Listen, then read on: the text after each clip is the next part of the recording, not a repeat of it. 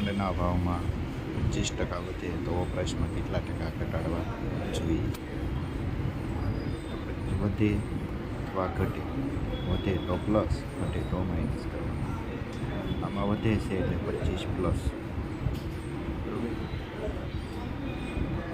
એટલે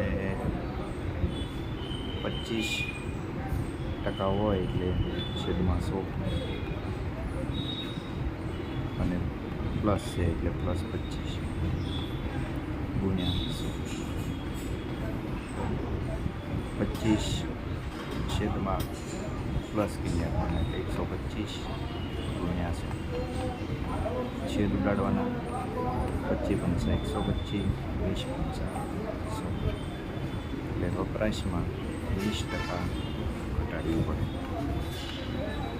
વપરાશ આપણે 20% ઘટાડવી